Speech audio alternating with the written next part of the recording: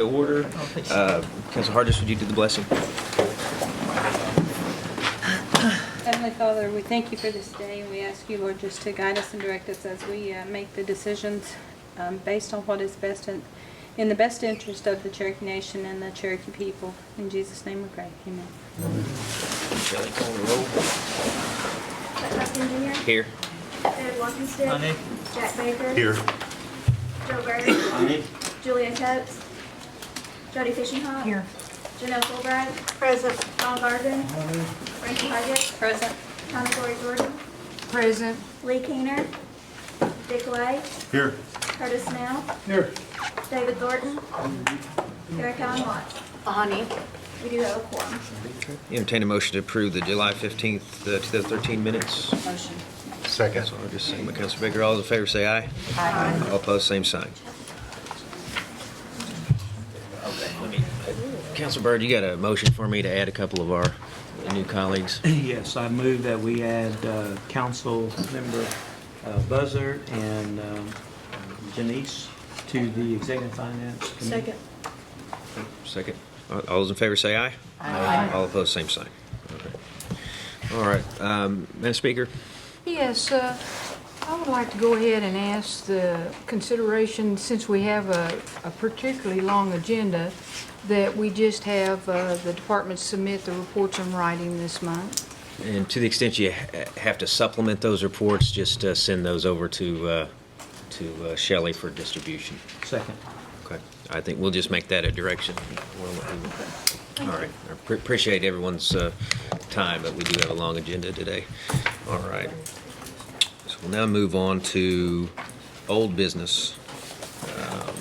Councilor Fishinghawk, this item is yours. You withdraw that item. Very good. Item number 2, Councilor Baker. I will withdraw that one since we have reached a compact with the state. Been withdrawn. Thank you, Councilor. Old business item number 3, Councilor Lay. I'd like to withdraw that one. New business item number 1, the NCAI resolution. Madam Speaker, Yes, I would make a motion that we approve the resolution that authorizes Cherokee Nation to become a member of the National Congress of American Indians and to appoint the tribal delegates and alternates. Second. second by Councilor Thornton. Any discussion? No discussion. All those in favor say aye. Aye. All opposed, same sign. New business item number 2, reappointing Mr. Fide. Councilor Hargis. Yes, this is a resolution confirming the reappointment of Edward H. Fight as the Commissioner of the Cherokee Nation Environmental Protection Commission. Okay. Motion. You in motion, second by Councilor Thornton. All right. Any discussion? Second. Okay. Mr. Fide, is Mr. Fide here? Yeah. He's not here? Okay, well, we know Mr. Fide. He's served on the commission for a while. Lisa said he wasn't able to. Was not able to be here. Yeah, he's Okay. been on there for many, many years. Okay, well, without further discussion, we'll move for the vote. All those in favor say aye. Aye. All opposed, same sign. Number 3, Councilor Fishinghawk, would you take that for us? Yeah, this is a resolution confirming Martin Matlock as Commissioner of the Cherokee Nation Environmental Protection Commission, and I move for his approval. Second. And is Mr. He is. Matlock Yes, he here? sure is. I think he visited with all of us on mine. Tried to. Come forward, Mr. Matlock. And this is a reappointment. Reappointment, yes. We're going to pass out a little bit to that. Good afternoon. Thank you. You share any words with us, Mr. Matlock? Just been an honor to have the opportunity to serve the Cherokee people in this commission, the folks who work very hard every day to protect your environment, share this commitment, and I'm pleased to step in for another 5 years, if it's your pleasure.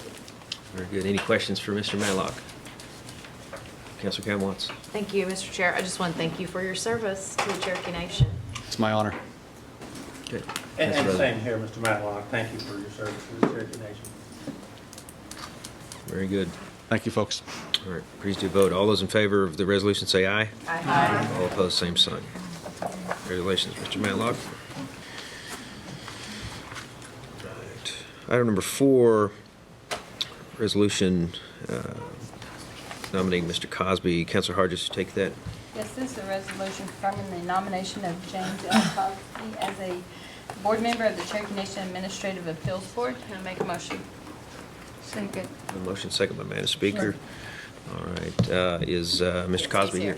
Mr. Cosby, welcome. Thank you. James Cosby, I'd appreciate your consideration to serve on the Administrative Appeals Board. It'd be an honor to serve not only the Cherokee Nation, but our citizens as well. So thank you. Very good. Councilor Fishing. You are Cherokee and reside in the 14 counties, right? Yes. Thank you. Councilor Watts. Thank you, Mr. Chairman. Hello and welcome. Thank you, ma'am. I remarked earlier, you're just glutton for punishment coming back in another role, but I'm glad to see you. Thank you, ma'am. Are you familiar with our Tarot laws? Yes, I am. And do you support Cherokee preference? Yes, I absolutely do. Okay. And then also, I assume I know you've probably read the Constitution, but I'd like to hear it on our tribal Constitution and the employees, once been here a year, they're vested. Correct. Yes, ma'am. Okay. Thank you very much for your time, and I'm honored to support you today. Thank you, Ms. Callum. Thank you, Mr. Chairman. Thank you, Councilor. Any further questions or comments? Proceed to a vote. All those in favor say aye. Aye. All opposed, same sign. Congratulations. Well, congratulations. Thank you. Appreciate it. All right. Item number 5, Councilor Cowan Watts. I will, on this, I was really hoping Julia would be here because she's actually worked in this. But I'll make a motion to approve, and you have lots of supporting documentation. I believe it's been in front of you for some time. Okay. And we have a motion to approve. I'll second. And just, this is the resolution to prohibit development in the calving and post-calving grounds of the porcupine caribou herd. Here, a motion and second. Any questions or comments? So, Mr. Chairman, just if folks haven't had an opportunity to look at the supporting documentation, in 1991, the Cherokee Nation Tribal Council supported and passed unanimously, I believe, and I think Councilman Byrd was on there at the time, so he may have some more background information. But the 91 resolution is behind this current resolution. I worked with the requesters, which was the group noted in order to update the language to make sure it was current, because they're still fighting that battle to protect the porcupine caribou herd. If there's any questions, I'll do my best to answer them. Any And questions? the Quitching Steering Committee letter and such is behind there, and a map, and NCAI's resolution, and a number of things to help. Very good. Any questions or comments? All right. Appreciate that. All those in favor say aye. Aye. All opposed, same sign. Item number 6, discussion and possible action, potential claims by the Cherokee Nation to lands formerly held by railroad companies operating within the Cherokee Nation. I'm the sponsor of that. I don't know if any department's prepared to make any discussions today. Would somebody move us into discussion? I'll put that in the form of a motion. Second. Okay, motion second by Councilor Fishing Hawk. I would like for the department to, I would like to defer to them Sure. to give us a report. Is Maybe anyone somebody from the AG. Realty or the AG's office prepared to give any comments? We can continue this discussion on, certainly, but Mr. Chair, we're talking about item number 6, right? yes. Was there something passed out? No, it's merely, I don't think there's anything passed out. So I guess, what are we making a motion on then? Just to get us into, there's really no Oh, okay. possible action. Okay. I agree with that, but I just, if there's, Ms. Hill, or do you all have any information to share today? I don't have any information to share today. I mean, I'm peripherally aware of this issue. It's been discussed in the past, but I don't have any updated information to share, but I'll be sure to do that at the next committee meeting. That's Okay, and we can do that. Before we table for a month, hopefully, I just want to note that there's, in my district, and I think Councilor Lay's had discussions with some of the same folks who are knowledgeable about the railroad lands. There's a concern that there's abandoned railroad property that would revert to the Cherokee Nation, and I think it had been analyzed before, and there does exist a memo written by Cherokee Nation Realty that suggests that that's not the case because of maybe some subsequent case law or some statutes. I don't know, Ms. Hill, but suffice it to say, those constituents who do have some knowledge of the industry and the lands in that area weren't convinced that analysis really applied to those railroad lands. And so if it is our land, it does seem to me we ought to look into it. And so that was the purpose of the discussion. So We do if, have attorneys on our staff with expertise in this specific matter, and I'll be sure to refer that to them. okay, very good. So, Make sure Junior's here for the next meeting. very good. We have a motion to table that, perhaps? Motion to table. Second. Second. All those in favor say aye. Aye. All opposed, same sign. Mr. Chairman, Yes. I apologize to interrupt, but Ed Fight is here if anyone had any questions for him. He walked in late in the middle of that. Okay. Does anyone have any questions for Mr. Fight? All right. Hi, everybody. You were approved, by the way, Mr. Fight. All right. Item number 7, an act relating to an amendment to the Cherokee Nation Minimum Wage Act. Councilor Baker? Yes. This is an amendment to the act to increase the minimum wage effective January 1st of this year from $9 to $9.50. The act was first passed in 2006, and it went to $9 effective October 1st, 2008, which was 5 years ago. There hasn't been a raise since then. And the Chickasaws minimum wage is $10.71, which is considerably higher than ours. So my amendment to the act would say our minimum wage would go from $9 to $9.50 effective January 1st of next year. And Jody Reese has done an analysis, and it should be about $150,000 additional cost and salary for those 9 months. And then the act further says that it will go to $10.50 at the beginning of the fiscal year next year, in October 1, 2014, and then to $11.50 on October 1 of 2015. And there's also a table in there to avoid compression so that people that are earning a little bit more than that would also get a small raise at the same time. So I make a motion for its approval. Second. Second by Councilor Coleman Watts. Any discussion, Madam Speaker? I am all for raising our wages if we have the ability to do so, but this actually will impact more than just the government side. It will have an impact on the business side, which will have an impact on the possibility of reduced dividends. I would ask that we table this for a period of, say, I don't know how long it'd take to get a survey, 90 days, to get a survey from the business arm as well as the government arm, department by department, to see how this is going to affect present year budgets, since we anticipate an implementation time in the middle of our budget cycle. So I would ask to table this for a period of 90 days. We have a motion to table. We have a second. Second. Second by Councilor Rocking Stick. All right. All those in favor of the motion to table for 90 days, say aye. Aye. All opposed, same sign. Aye. Okay, motion's tabled for 90 days. Or the resolutions, legislation's tabled for 90 days. Item number 8. Madam Speaker. Yes. It's with great pride that I put this resolution in the form of a motion. This is a resolution to confirm the nomination of Charles T. Hoskin, Jr. as Secretary of State for the Cherokee Nation. We have been blessed to have amongst our body someone that I always knew was destined for other things.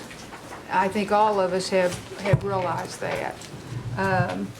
Chuck has been a part of us now for a number of years, and I can honestly remember when he was still, I want to say probably in high school. And I knew then that he was going to be one of our shining stars eventually.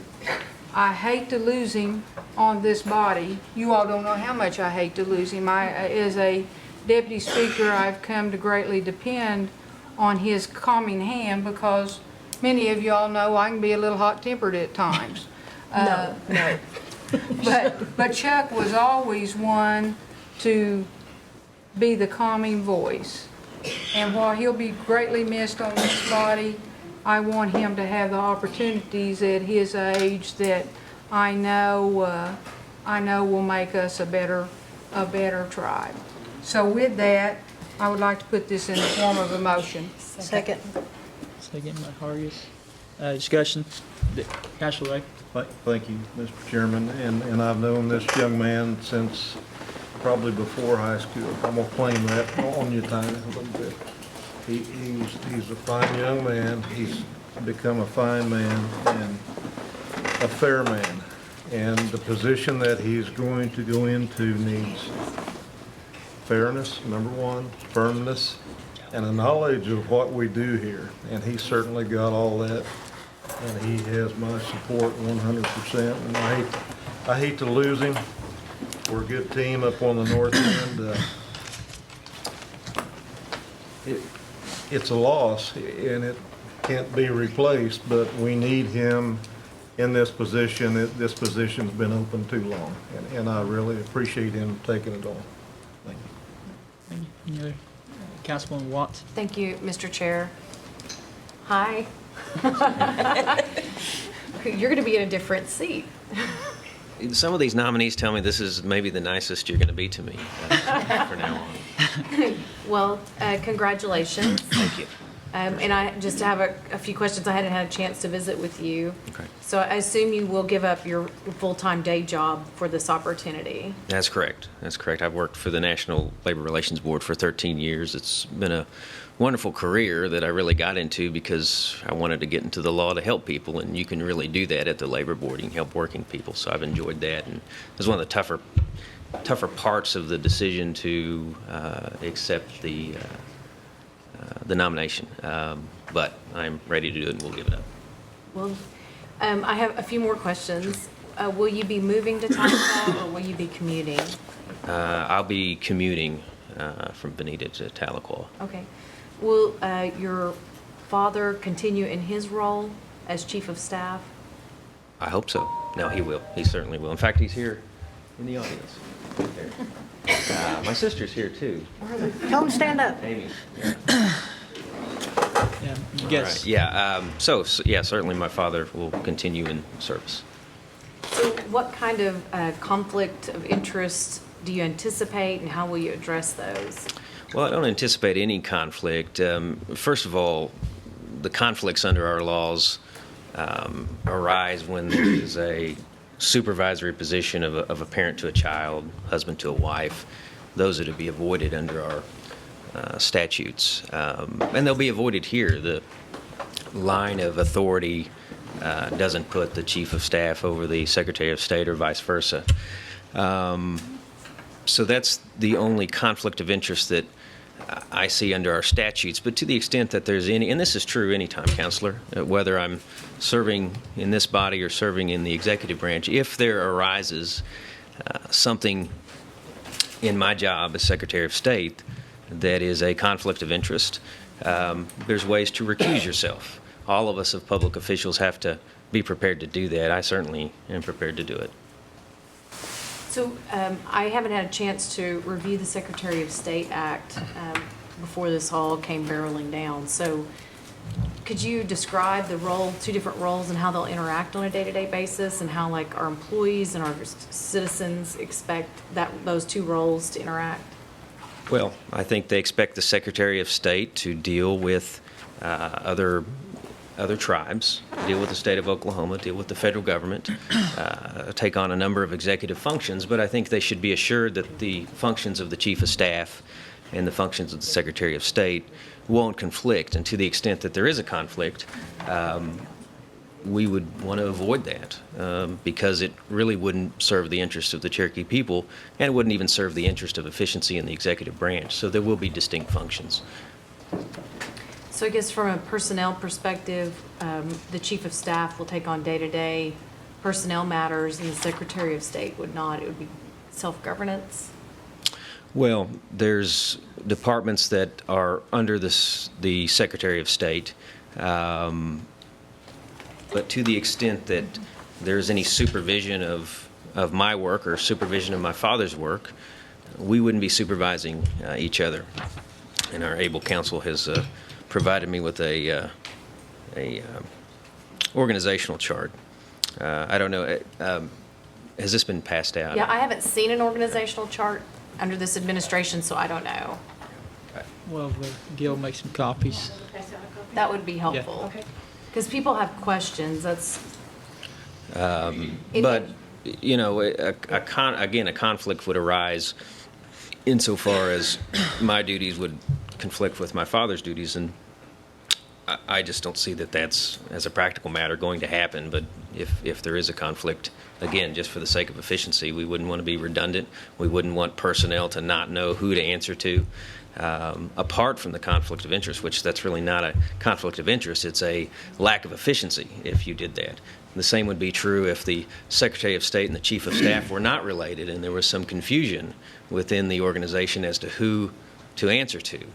We wouldn't want that either. I'm confident that the administration doesn't operate in that fashion presently and wouldn't if Chuck, I were I guess I confirmed. asked a different question, and maybe I didn't phrase it well enough. Is that who would have the day-to-day responsibilities of the personnel of the tribe? Well, the Chief of Staff's duties are not going to change because the Secretary of State position has been filled. I don't know a better way to answer that question for you, Counselor. To the extent that the Chief of Staff presently has authority over personnel, with the exception of me, because he wouldn't have authority over me because it would conflict with our statutes, his duties won't change. Okay, very good. Thank you for your time today. Thank you, for being Counselor. here. Thank you, Mr. Chairman. Council Lady Fulbright. Thank you. I just want to express to you that we are very sad that you won't be among our group here. And I always feel so comforted. And when you are speaking in a more or less a conflict in the regular council meetings, because you're such an eloquent person to get your point across. And I don't know other word to explain it rather than very smooth and calm. And I feel like we're in good hands when you have the floor. And I just congratulate you on this new position. I know you're going to do a wonderful job. It's a great thing. And not only will you represent all the people, but I think you'll be a great asset to the administration over there, and you'll work well with us too. And I just congratulate you on this I appointment. sincerely appreciate that, Counselor. I really do, very, very much. Council Lady Fishing Hawk. Chuck, it's just short and sweet. I think you're perfect for the job. I think you'll do a great job. There's great things to come. I'll probably say it again tonight. I've never seen a finish line that didn't resemble a starting line, and I think this is just a starting line for you. They couldn't have picked a better person, and I enjoyed serving on the council with you. Well, the feeling's mutual, Counselor. I assure you of that. I really appreciate that. Thank you. And I like that. Chuck, I appreciate your sacrifice and your federal employment to come serve our tribe. You're a great asset, and I have a lot of respect for you, although we're about the same age. So look forward to this appointment. Councilman Thornton. Well, maybe y'all hadn't been watching the same Chuck I've been watching, but I think there's a little fire there. I've seen it a few times. But anyway, Chuck, congratulations. I've always supported you in many ways. Your father, you're probably the best politician he's got for politics, because he's, I can remember when he ran in '03, and I remember the speech you gave at Veneta. And we've been very blessed to have you here sitting on this council the last 4 years. And I appreciate you. Counselor, I know thank you. that you'll take care of us as far as the tribe's concerned. I think it's the best move that's been made in a while in this tribe. I appreciate that, Counselor. Thank you. Thank you very much. Is there any other discussion? Yes, Councilman. Chuck, I appreciate you taking this time and effort that you have put forward to do this job. I know you'll do it well. I know a lot of old Hoskin's boys. I've always been grateful to work with all your grandfather, your dad, and everyone else. I know you'll do a wonderful job. And If I ever gotta go back to DC, I wanna go with you, so get me around town. Yes, we've done it before. I will be supporting you. Thank you. Thank you very much. Appreciate that. Any other discussion? Yes, Councilman Buzzer. Some of my questions have been answered, Chuck. I've watched you as a young man grow up to be an attorney, and I've always respected your opinions. However, I do have some concerns about the relationship with your father here. I think you've explained it well enough that I would probably go ahead and support you in this position. I do have concerns about the relationship, although I think you're man enough of yours to carry on the duties without having to interfere with your position here at the Cherokee Nation. So I'm going to support you on it, although I hate to lose you on the tribal council. I think you were a good voice. So, but there was concerns about it, so I think you've answered those. Thank you. Thank you. Thank you. Any other discussion? All right, motion has been made. Mr. Chair, if I could just Yes. briefly, these are fair questions, and if I'm confirmed, my door's open in terms of asking those questions. The questions don't end today in terms of those concerns, Councilor Buzzard or any others. I'll always address them, try to never shy away from answering questions. I want to tell you, if I'm confirmed, this will be a job I'm very excited to do. I think these are challenging times we have ahead, and I'm glad to be a part of it in a different capacity. I love the Council of the Cherokee Nation. I've loved serving on it, probably more than anything I've done professionally. I love this. So it's somewhat bittersweet to leave you. And I've enjoyed serving with each and every one of you. And there's some of you that I've had occasion to disagree with, and we've butted heads a few times rhetorically. But I've always enjoyed it. That's part of the beauty of this body, is it's the closest to the people, and this is where the arguments get hashed out more times than not. So, Mr. Chairman, I appreciate it. Appreciate all the questions and comments. Councilman Byrd. I'm not concerned at all about your capabilities of performing as Secretary of State. I knew the former Secretary of State, and I think we're blessed as a tribe to have somebody like you to make that sacrifice. The concern would be how we're going to fill the void that you're leaving here on the council, because you've been very efficient and have handled our meetings eloquently, diplomatically. We're going to be hard pressed to fulfill that position there. So, but we're honored that you're still going to be serving the Cherokee Nation, and you have my full support. Appreciate that, Councilor. Councilman Garvin. Thank you, Mr. Chairman. Chuck, congratulations. I worked with you 3 or 4 years here, a little longer. I always admired your work and think you do an outstanding job. Your integrity and your honesty, it stands out. You can see it a mile away. But I want to say I'll be backing you all the way, and I appreciate your work and hope you enjoy your new job. Councilor Garvin, thank you. I appreciate that. Thank you, Mr. Chairman. Councilman Baker. Yes. Like the others, I appreciate your time on the council, and we are going to miss you there. But I do think you will do a great job as Secretary of State. Thank you. And I will support you on this. Councilor Baker, I appreciate that. Thank you. Any other discussion? Last comments? Yes, Councilman Harris. Wow. They're all happy for you. I'm mad at you. I'll just be honest. I'm just kidding. I do wish you well. I think you'll do a wonderful job. Councilor Hargis, thank you very much. All right, let's see, anyone else? All right, there's a motion, and there's a second. All those in favor of this approval of the nomination of Chuck being Secretary of State, say aye. Aye. All those opposed? All right, motion passes. Thank you, Chuck. Appreciate it.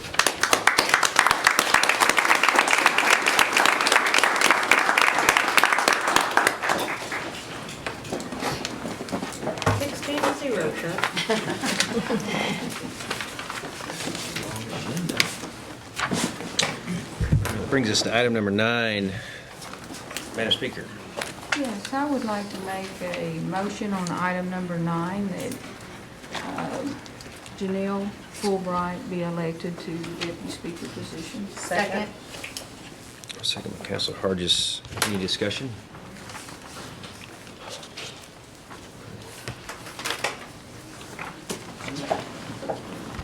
Okay, move to a vote. All those in favor signify by saying aye. Aye. All opposed, same sign. Congratulations. Thank you. Right. Appreciate it. I know I can't fill your shoes, but I'll do my best. You'll fill them and then some, Counselor. Item number 10.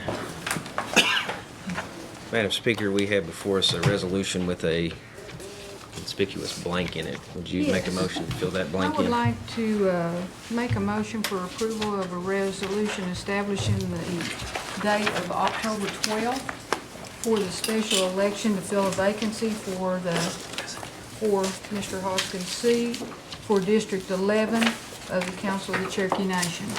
And I believe we have Mr. Chafin here from the election board. Madam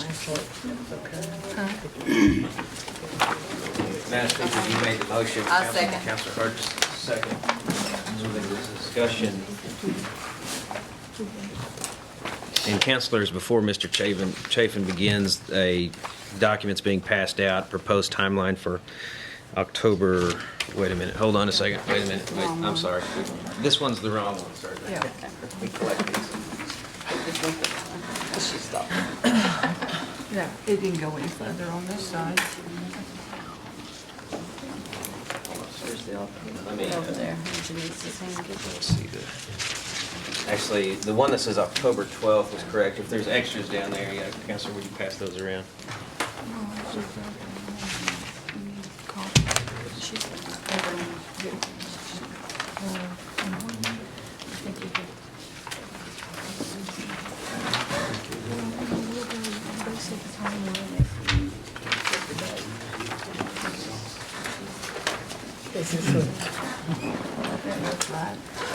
Yeah, it should say October 12th.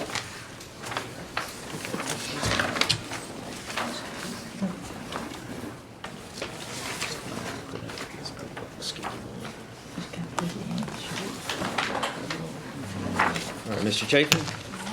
Yes, Mr. Chairman. You have, I think, the proposed timeline for an October 12 that we were asked to prepare. I think the speaker indicated to set the election for the 12th. The statute also requires the council to set the runoff date if necessary at the same time. And also, under the special election statute, it provides for the council to set the timeline dates for mailing ballots, candidate filing period, that sort of thing. There's no specific dates in the statutes for a special election for these things. There are specific dates for the general election on the filing periods and mailing of ballots and everything. But so we're asking that the council, if they do desire to have the election on the 12th, that they approve this proposed timeline that we have presented to you in order that... Madam Speaker, would your motion then be to approve the resolution with the October 12th date and then to also approve the timeline? Yes, because it also requires, the law also says that if necessary, the date for the runoff election. So we would approve this timeline within that motion and set any runoff election that is due, should there be a need for one for November 2nd. And Madam Speaker, would we just maybe reference it as a exhibit, As an an exhibit attachment, I A? think. So Shelley, it'll be attached as attachment A, or just attachment? Okay. All right. Anything further, Mr. Chafin? Okay. All right, any discussion? Councilor Cowlitz. Thank you, Mr. Chairman. So I tried to review the Constitution and the laws. Your decision set in motion a lot of work, Chuck. So 90 days required for an election to be held is what the Constitution says. Is that correct? Within 90 days, I believe. Yeah, within 90 days. So that gives us essentially November 30th, because you're probably not going to be effective until the next business day, which is tomorrow, Friday, assuming it continues on the special council meeting as it has today. Well, the vacancy will be created today with my resignation of the council at the council meeting. After hours. At which time I'll be sworn in, so. So, so November 29th, that puts us into Thanksgiving. I'm very concerned about the note at the bottom of this sheet that's been handed out that says that any vendor no vendor will have enough time to prepare automated machines for an election. Ballots will have to be hand tallied at all precincts as well as all absentee ballots. We're already having enough election issues as it is, and I think we're begging for trouble here. So if we move it a week or two, does that create the opportunity to have automated machines? There's no feedback on that. Would you yield to me, and then I may have a question for Mr. Chafin, then I'll yield back to you. Mr. Chafin, it's my understanding that could not conduct a automated election because of the time to get a new vendor. And as we recall, councilors, last time, it took some time to get a vendor. It took some time to get a vendor, and then that vendor, there were a few issues. So it's my understanding that the Election Commission is looking for a new vendor. That's correct, and we would have to interview those vendors, have a meeting to hire them and all that. So it would take that extra time to select and get a contract with a vendor. So my understanding, we're not using the vendor we just used anymore. That vendor's out now, or? I think that's correct. Commission hasn't made that. So they haven't made that decision. They've decided to, if they do a machine election, they're going to solicit bids from several vendors. So do we have rules in place that are part of the public record that show how this hand count would occur? If I remember correctly, the statutes provide for machine or hand count. The Election Commission will be their job to instruct and teach the precinct workers on the hand count, which they feel they have time to do. So how would we secure those ballots at a precinct if no one is watching from the Election Commission in terms of, like, there's a lock box? There's going to be three precincts, I think, in this election. And the council's meeting tomorrow. If the rules and the council approves it, the council's meeting tomorrow to The commission? to adopt the procedure. And my recommendation is going to be that each of that one commissioner be at the polling place when it closes and supervise the counting of those boxes at the precinct, and then bring them back to the commission office. How would they be secured at the precinct and no disclosure of how a person voted? How would all that work? Well, the ballots are dropped into a box. Okay. And the ballots have no marks, so no one knows who voted any ballots. And then It's those just would like be a counted at machine the end of the election. day. Rather than stick them through the machine to count them, you drop them in a box. Nobody knows how anybody voted. Okay. So help me understand in terms of how they would be locked back in after they're counted in front of commissioner at that precinct and then be transported back and counted again by the commission? No, not kind of been. They'd be transported back and then locked in the vault and secured for a recount if anyone wanted to recount. Okay, so under the election law, does it provide that we could call this election totally by mail? I don't think so. I think we have to have precincts. I think under special election law, I believe. I think that's for ballot measure for for constitutional measures. I don't think that's for Sure. council So in elections. any other date which requires special settings, special elections for constitutional provisions may be conducted if authorized by the council by mail-in vote. I think that's So that excludes, that language excludes that constitutionally we have to provide for this election in 90 days? I believe it does. Well, I believe that that clause that you just read that says for constitutional provisions. In other words, if you're going to have a constitutional amendment, I think the law provides you can do that by mail. But it doesn't provide that you can do the council election by mail. Okay, and there's no way that we can push this any further out, like even a week or two, to give voters more capacity to digest that they even have an election? Well, the earliest we could do the, like I say, the earliest they could do the election by machine vote would be, I think, the 26th. I believe was the date of October.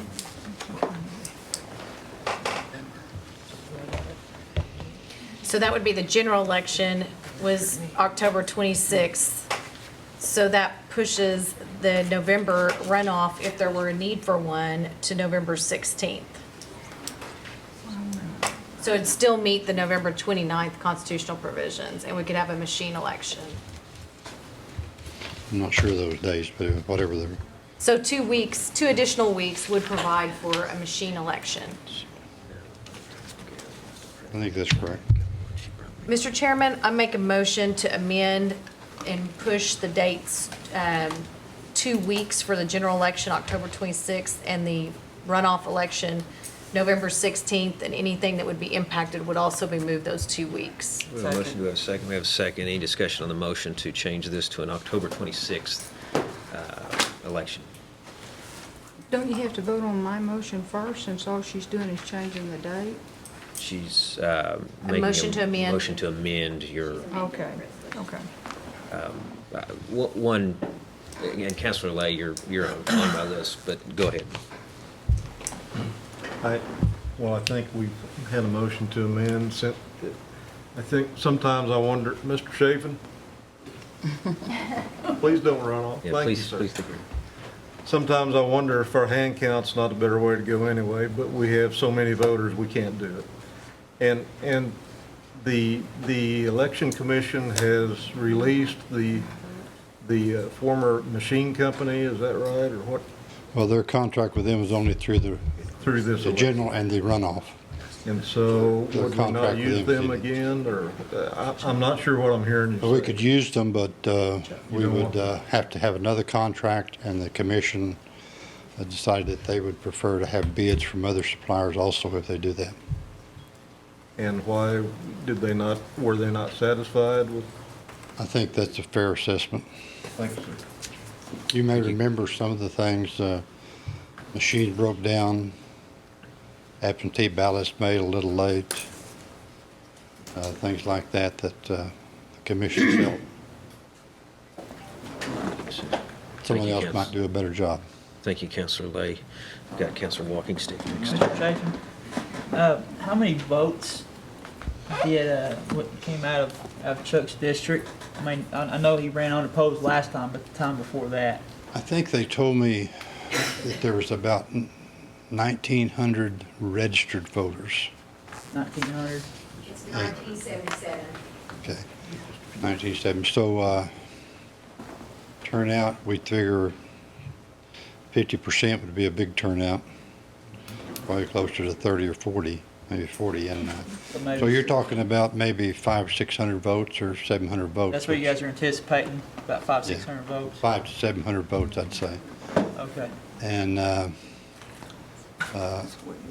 we hand counted a lot more than that on this last Sure. election because, Yeah. again, our provider printed the ballots wrong. You might remember the absentee ballots, so the machines wouldn't count them. So we had to count all those by hand at the commission office. Is there a cost for those machines? I'm sorry, what? Is there a cost for those machines? Is there a cost? Yes. Yes. What is that? Just offhand. Carrie can tell us what it was for the runoff election. Probably similar to what it was for the runoff election. About 60,000.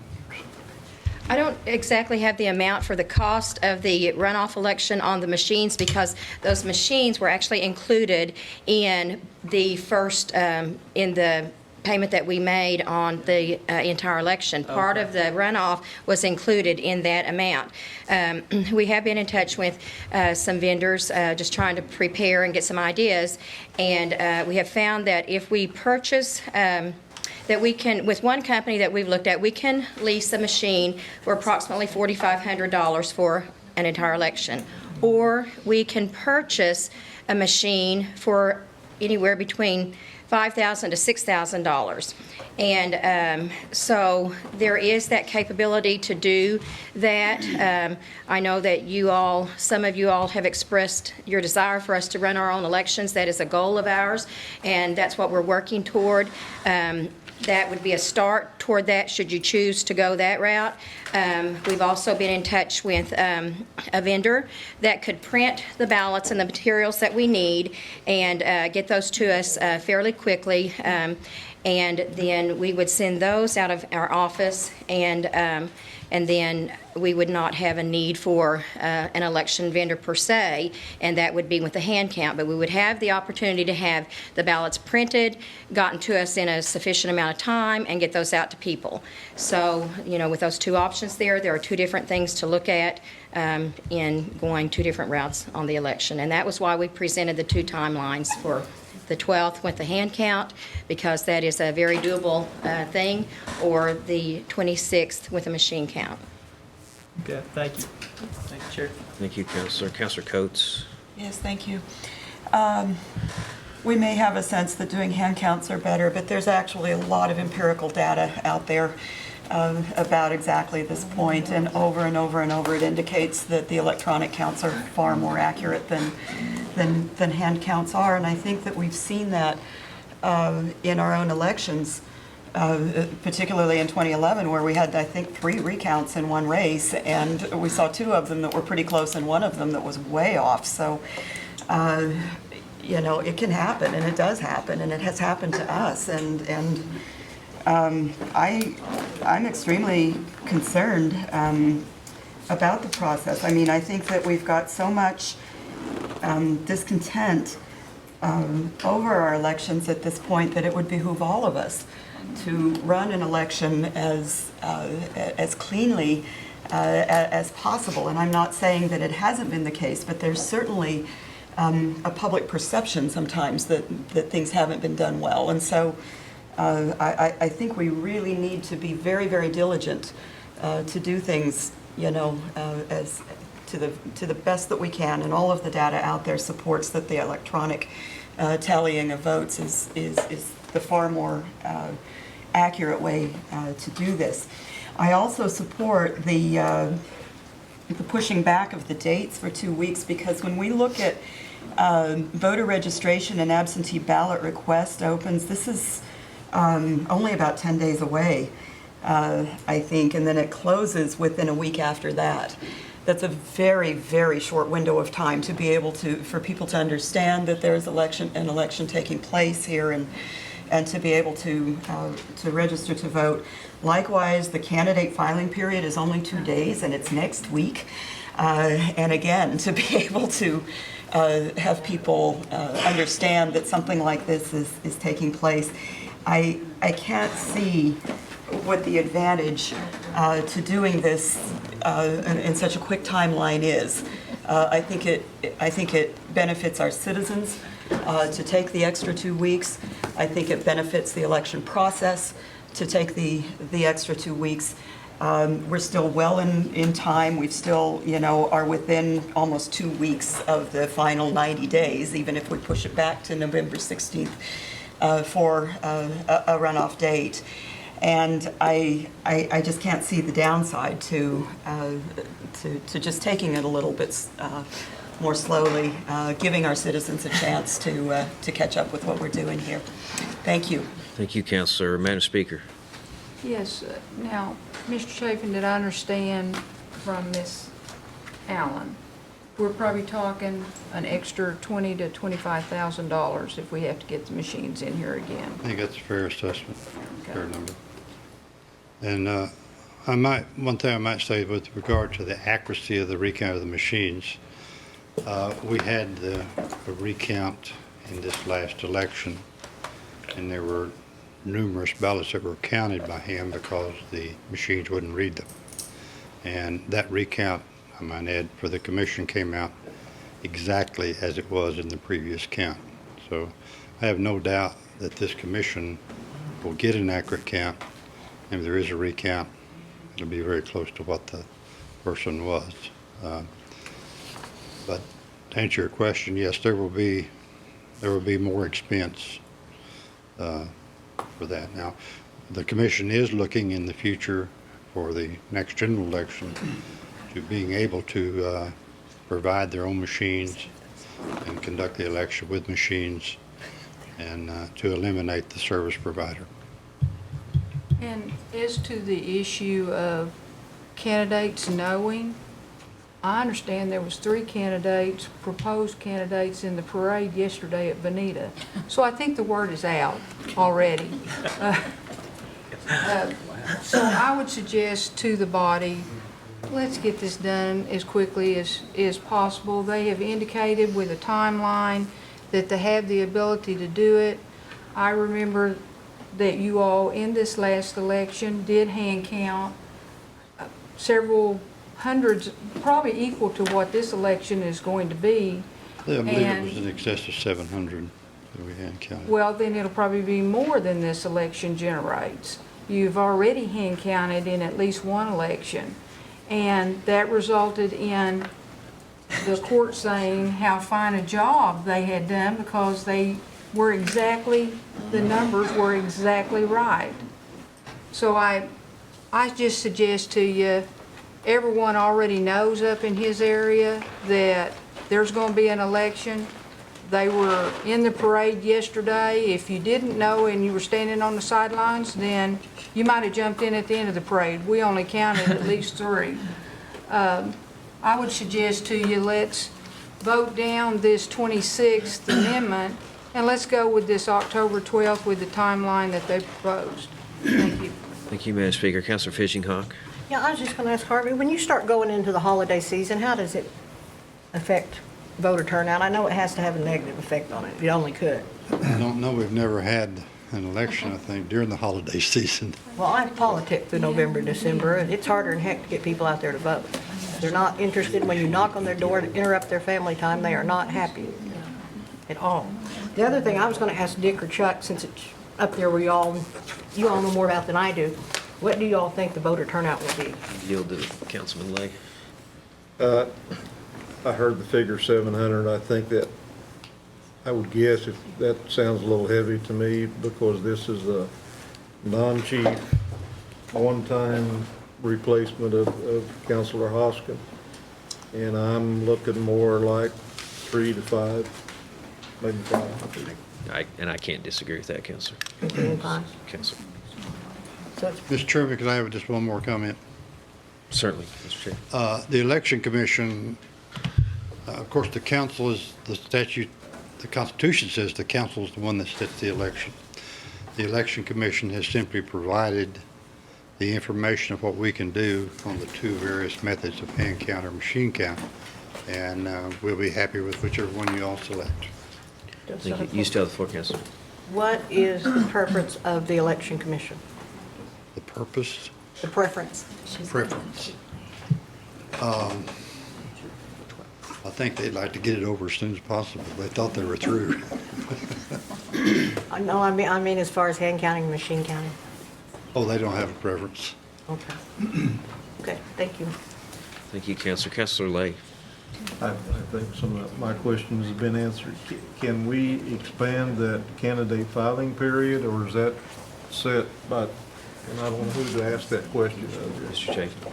A few days? Council can set it for what period of time they want. And I wonder if that might alleviate some of the anxiety about. Yes, sir. If you're asking, Councilor Crown wants to withdraw her motion in exchange for an extended filing period, Yes. she's welcome to do that. Yeah, I don't care to withdraw it. I mean, it is what it is. She's declined. Thank you, Mr. Chairman. Thank you, Counselor. Anything further, Counselor Lay? No, thank you. Thank you. Counselor Fulbright. Thank you. Generally speaking, I prefer the electronic count, especially in a large election, but I think we're dealing with really small numbers here. And just like this last election, your commission demonstrated that they did an excellent job. When they had the recount, the vote was exactly the same. I think we're dealing with such small numbers here, and it's going to save us a large amount of money that I could see that we need in other places. And I think we need to just go on with it as quickly as possible. I do want to say, I think the Election Commission has done an excellent job during all these previous elections, and I think you do a great job as their spokesman here. Thank you. Well, thank you for that, but I'm not the one that does the elections. They get all the credit for that. Anything further, Counselor? Thank you. Thank you, Counselor. Counselor Thornton. Yes. Counselor? Yes, sir. I really think the count, the number of people that show up at the polls will be determined by how many people file. I think if you get 5 or 6 filed, you're going to have a bunch of people there. But that's just my thoughts, you know. If you have 2 filed, you're not going to have enough. What I'm really interested in is, can't these candidates appoint a watcher for each precinct? Or will those be selected, just 1 watcher, 2 watchers, 3 watchers for a precinct per candidate? What do they do? Each candidate has the right to select a watcher for each precinct. Okay. And a watcher at the commission office to count the absentees. Yes, thank you. If these watchers are watching the count, then they're sitting there watching who gets what vote, is the way I look at it. And as long as you don't have but 1 table set up where you're doing the count, it looks like each watcher could watch it.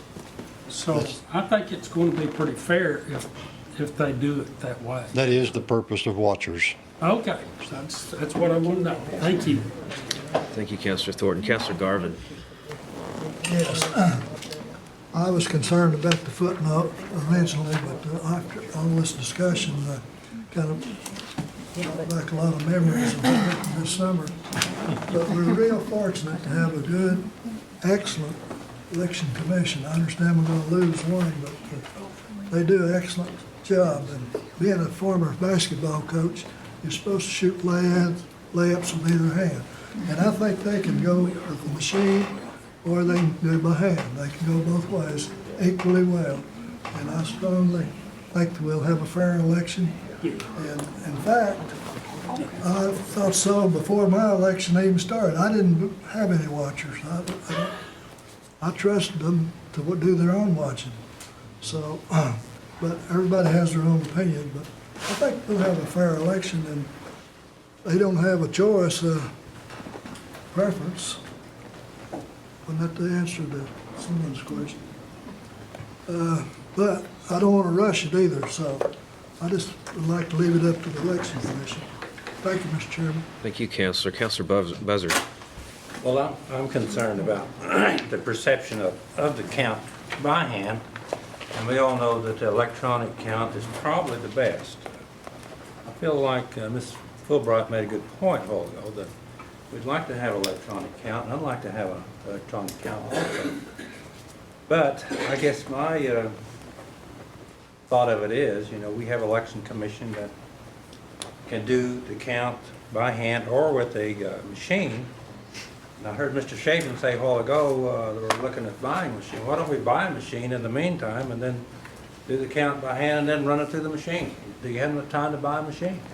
I think that's maybe one of the problems. I don't think they have enough time to buy the machine and get all that done before the election.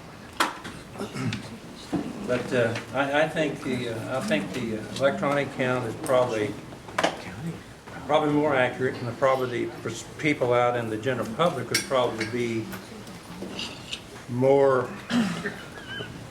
confident with the electronic count. But I also feel confident that election commission can probably do a good count on it, your hand count also. So That's my comments about it. Thank you, Councilor Buzzer. Councilor Coates? Thank you. I'm listening to the discussion, and as with so many things with us, it seems like over the years, we somehow shift away from what principles and policies are and start talking about personalities and the actual people involved. And I don't think there's anybody here that is trying to impugn the Election Commission or the people who work on it, and the job that they do.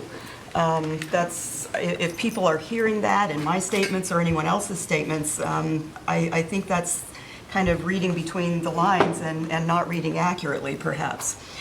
But what I want to point out is just trying to take this to sort of a larger sort of principled place, take it away from the actual individuals that we all know and have known all our lives, perhaps, or whatever it may be. It's not their integrity, it's not their ability that's in question here, not at all.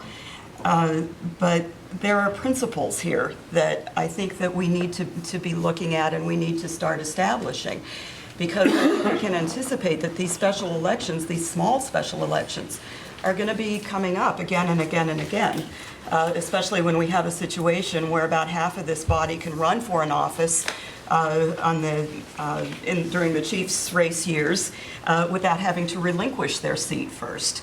And so people who are winning their races in those years, we're going to be having these special elections pretty regularly, it seems to me. That's a good possibility. So I think that it's important that we start setting some principles here, because yes, this may be a small race in an off year, but we could anticipate that there are going to be large races in years when the chief is also running and a much greater turnout is expected. And I don't think it's incumbent on, or that it's a good idea for this body to kind of establish something, well, we'll do it this way under these circumstances and we'll do it this way under those kinds of circumstances. We need to set something that is consistent in the way that we are going to handle these special elections, and we need to set it on a level of principle, not in terms of who's on the election commission, how good a job they do. That's really not the issue here. The issue is how is this going to be handled in a principled way, not just this time, but for all the times. And not wanting to set precedents of being all over the map one way or the other, but of being consistent and doing it in a way that we feel will sort of display the best kinds of qualities to the citizenry in order that their perceptions of the way that our elections are run they can have confidence in us and that they can have a good feeling that their vote has indeed counted and that democratic processes have indeed ruled in our systems. So that's my remark, I guess, in terms of the remarks about the good jobs that the Election Commission is doing. Nobody's questioning that. But we need to be taking this vote on a different principle. Thank you. Thank you, Councilor. The motion is Councilor Cowan. Did you have a further comment, Councilor? Yeah, just to say, I mean, to Julia's point, I think if this was an at-large election, it would be absolutely impossible for at-large candidates and at-large voters to really participate, given the timelines. I know that it's a constitutional issue in terms of the 90 days, but that we don't have a bigger look at it. I think we need to revisit this regardless of the decision today. Thank you, Mr. Chairman. Thank you, Councilor. The motion is Councilor Cowan Watts to strike October 12th, replace it with October 26th, and then make the attendant changes to the schedule. I do have a couple of comments to make. Might need you, Harvey, but you don't have to stay up there. But in case I have another question, but. I have a bias here, councilors, because I'm a citizen of District 11. My bias is that this district, the only district in the nation, will have a vacancy for a period of time. Now, your districts will not. You are ably representing them. My district will have a vacancy, and that's a concern. That's what makes this unique. That's why we have to act with some dispatch. Now, we have to balance that by making sure that we can have a accurate and fair election. And our election commission, I agree with Councilor Coates, I think we all think our election commissions, to say they're competent is an understatement. They do very, very good work. So the question is, can we have a election within this October 12th timeframe, and can they execute that election? And the answer is resoundingly, without reservation, yes. There's no hesitation on the part of Mr. Chafin or the commissioner. They can do this election. And I promise you, this commission, if they thought they did not have the capability of doing it, they would hesitate, because their reputation is on the line every time they conduct an election. So we know when they throw out options that they're throwing them out with a lot of confidence. So the interest of my constituents is to get this seat filled as quickly as possible where we can hold a fair and accurate election.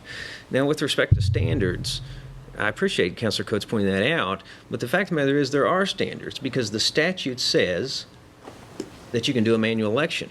That's a standard, councilors. Who set that standard? We set that standard. And we set it for a reason. So there is a standard, but we have to apply sort of a rule of reason. We take these elections as we find them. Councilor Cowan-Watts says if this was an at-large election, this would be a problem, and she's right. It's not an at-large election. We take the circumstances as we find them. This is a relatively small district in terms of the voter registration. And historically, the voting patterns are just as we've laid out. And we know that in an off-year election with no person at the top of the ticket, that the voter turnout, unfortunately, is going to be low. I wish it was all 1,900, but it won't be. So I feel like we should conduct this election as quick as possible in the interest of my constituents.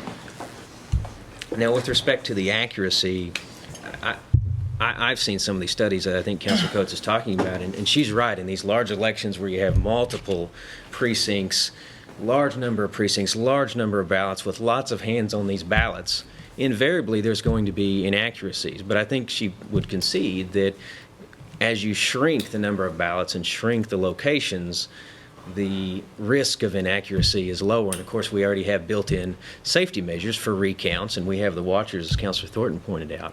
So I feel like we can conduct this election on October the 12th. But it's not just me, it's the Election Commission feels like we can conduct it. So in the interest of representation for the people of my district, I have to oppose Councilor Cowan-Watts' motion respectfully. Thank you. Any further discussion?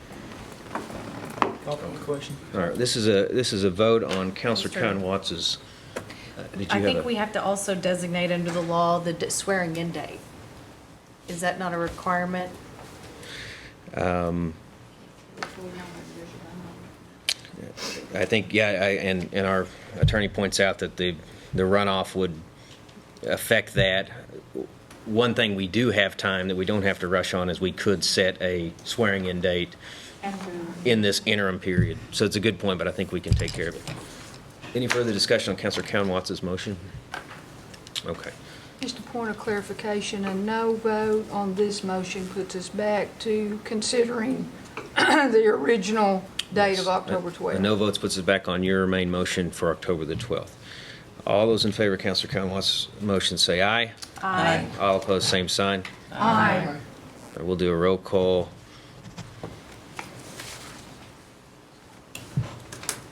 Janelle Fulbright, No. Don Garvin, Yes. Frankie Hargis, No. Chuck Hoskin Jr., No. Hannah Glory Jordan, No. Lee Keener, Dick Lay, No. Curtis Snell, No. Janice Taylor, No. David Thornton, No. David Walkingstick, No. Kara Cowan-Watts, Yes. Jack Baker, Yes. Harley Bozer, Yes. Joe Byrd, No. Julia Coates, Yes. Jody Fishinghawk, No.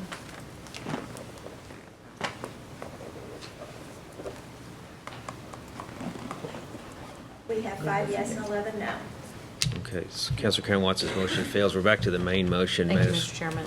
Thank you, Councilor. Madam Speaker, your motion was to approve the resolution with the October 12th date, and then as an Exhibit A or Attachment A, the October 12th timeline. Yes. Correct. All right. Any further discussion on this main motion? Councilor Lay? I'd like to, thank you, sir. I think I'd like to make a friendly amendment, if I may, for a little bit of an expansion on the the candidate filing period. And I see it's the 5th and 6th of September. I don't know if we want to go back to the 3rd and 4th or leave it through the 9th and 10th. And I'm asking for a little bit of direction here. Could we have Mr. Chafin come back up? Mr. Chafin? I'd like to expand that filing period. I think the reason that Thursday and Friday was suggested is any Cherokee citizen has a right to contest the eligibility of a filing candidate 5 working days after the filing period ends.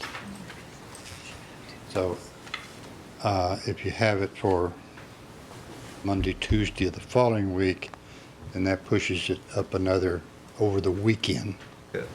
I suggested to the commission an alternative might be, I don't know whether they agree or not, Carolyn can tell us, but that you might expand that to Saturday so that there'd be 3 days. Then you would, if the filing period would still be the same. If we could, and I'm sure the staff would be happy to do that. I better ask Carolyn though, before I offer that. That would give you Thursday, Friday, and Saturday, and the appeal time would still be 5 days the following week, 5 working days. Okay. The statute says working days. And that was my question. If we expand it to the 7th, that gives us 3 days to file. It will not change the other dates. No, it wouldn't change the other days. And with that, I would accept you're friendly to add the 7th if that's... That would be it, yes. And I might also add that I looked at the statutes and I didn't see any prohibition against having a filing day on an unworking day. The friendly amendment's been seconded by Madam Speaker. Councilor Hodges, you seconded. Would you accept that? All right. So this is the change, the candidate filing period, then September 5th through the 7th. Is that accurate, Madam Speaker? Yes. All right. If the staff doesn't show up, Carolyn has volunteered to be there. Very good. Yesterday, one counselor and myself talked to some of the staff on their hours they work and those kind of things, just to get clarity on those issues.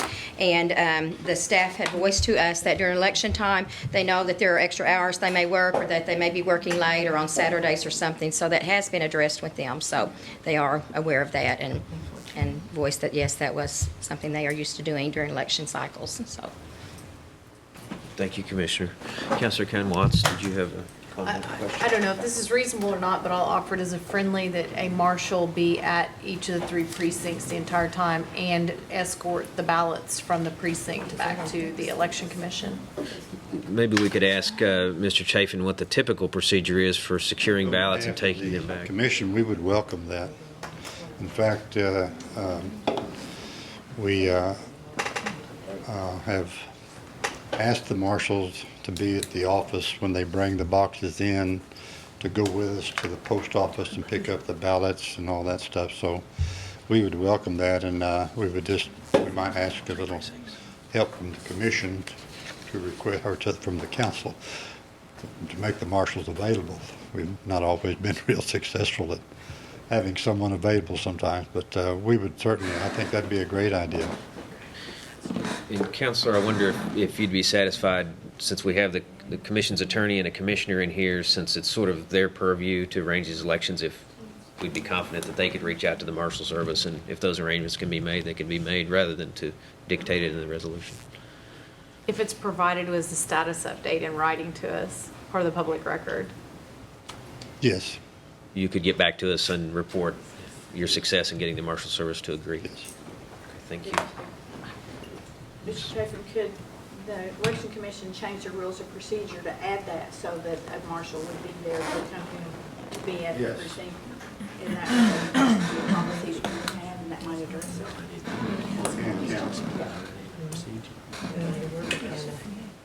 We can address that tomorrow. Commissioners meeting tomorrow. All right. Counselor Fishinghawk is next. Who pays the marshals, the Election Commission? No, they haven't sent us any bills. Well, I've looked at the marshal's budget, and it's pretty flat this year, and right now I know some of them's been working over 3 weeks without a break yet because of the ongoing Baby V case.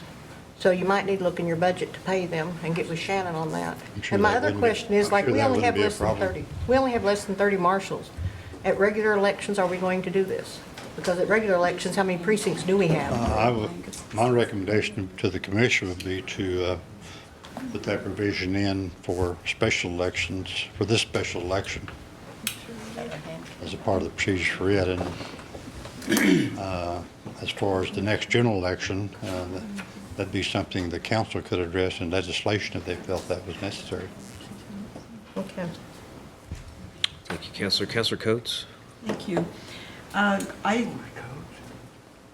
not quite sure where the discussion is at or anything, but Mr. Chafin, you said that the Election Commission has requested this already from marshals and that it's been difficult to get them to, am I understanding right, or? I think that's a fair assessment. Okay. Now, we've And this is generally, probably we've because- generally used security Okay. for that purpose. Okay. We've had very good, and I realize it's all out of the same office, but, and it might be, I don't know whether security can go out of the area or not, but the security's been very good around the office for when we open the vault, when we go to the post office or something like that.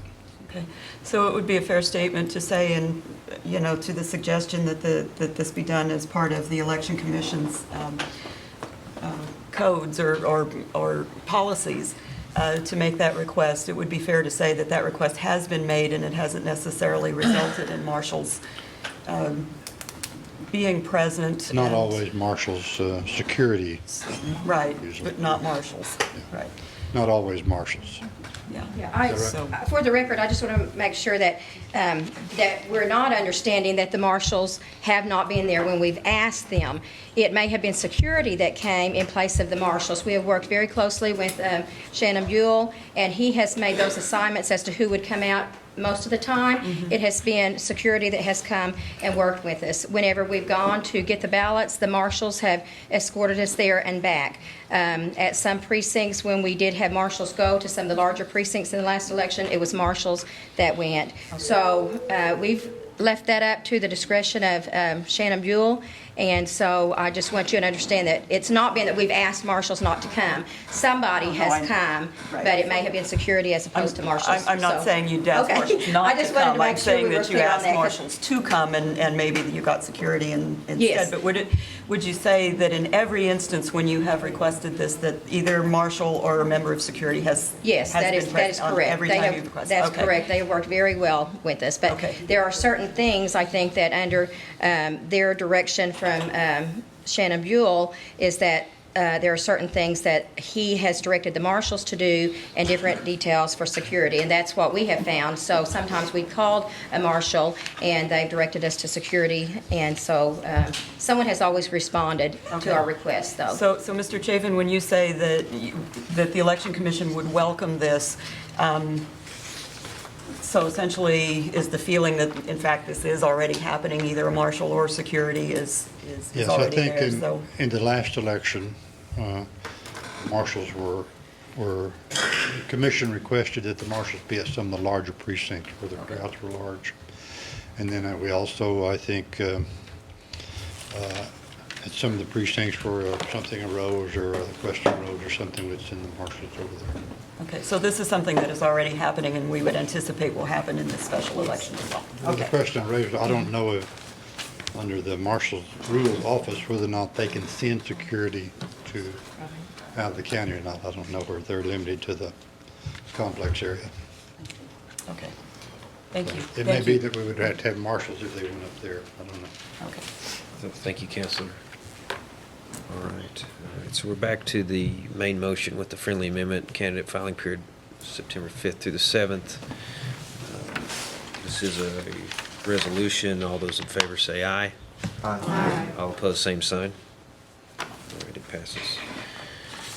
Speaker. All right, we now move to item number 11. Mr. Chairman, does this go to council, or it can't go to council tonight, or is it on the agenda It's on the somehow? agenda, Councilor. Okay. Item number 11 is nomination and election of the Community Service Committee co-chair. There's some vacancies that I think attend the recent elections. Madam Speaker? I'll defer that to Jody. Harley Buzzer. Mr. Fishhawk nominates Harley Buzz. We have a second? We have a second. Right. All those in favor of Mr. Buzzard signify by saying aye. Aye. All opposed, same sign. Congratulations, Counselor. All right. Mr. Chair, Yes. excuse me, may I back up a second, item 10, the special election, the special council meeting tonight does not, it says discussion of special election, but it does not provide for any action.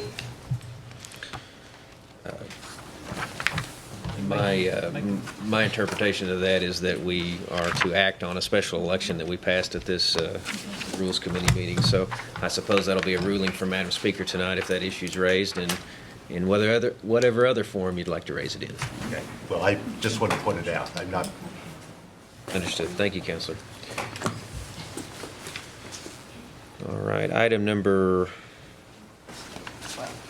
12. Let's see. Nomination election of the Executive and Finance Committee Co-Chair. Madam Speaker? Yes, I'd like to put forth a motion to elect Mrs. Janice Taylor for that position. Second it. We have a second by Counselor Fulbright. All those in favor of Counselor Taylor as Co-Chair of Executive and Finance say aye. Aye. All opposed, same sign. Abstain. Abstain. Congratulations, Counselor Taylor. All right, next we move to item number 13, nomination election of Resource Committee Chair. I'd like to nominate Curtis Snell. He's done a great job and like to keep him there. Nominate Counselor Snell to keep that position. Do we have a I'd second second? that. Second by Madam Speaker.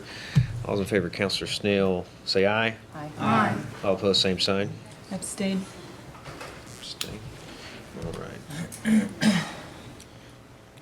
on to Resource Committee Co-Chair. Madam Speaker. Yes, I would like to nominate Frankie for that. Counselor Hargis, and second by Counselor Fishinghawk. All those in favor say aye. Aye. All opposed, same sign. Abstain. Congratulations, Counselor. Item number 15, nomination and election of Rules Committee Chair. Yes, I would like to make a nomination and motion that Joe Byrd be elected as Chair of the Rules. Seconded by Counselor Walking Stick. All those in favor of Counselor Byrd chairing rules, say aye. Aye. All opposed, same sign. Abstain.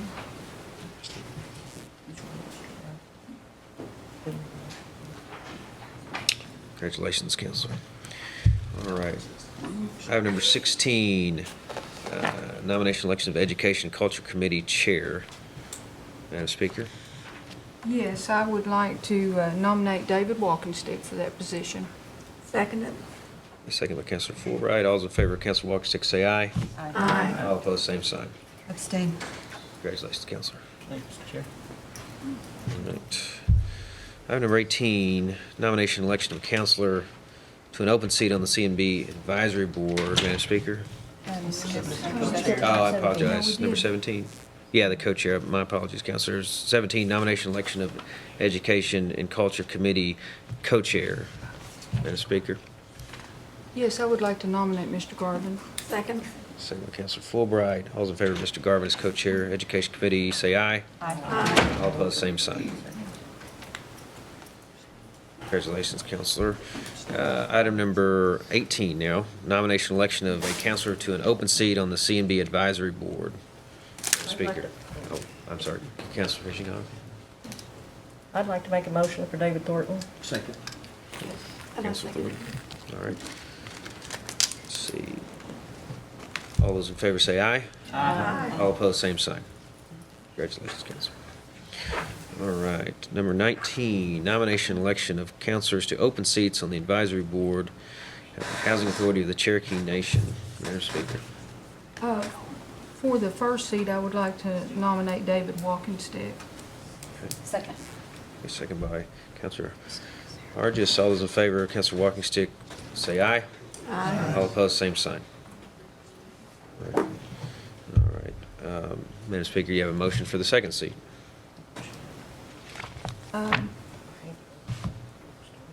Yes, I would like to nominate Janice Taylor for the second seat. Okay. A second. All those in favor say aye. Aye. All opposed, same sign. Congratulations, Council. All right, brings us to announcements. Any announcements? Hearing none, entertain a motion to adjourn. Motion we adjourn. Say. Second, all in favor say aye. Aye. All opposed, same sign. All right, we're adjourned.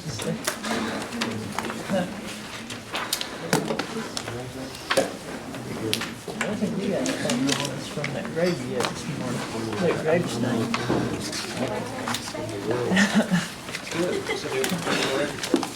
Good job.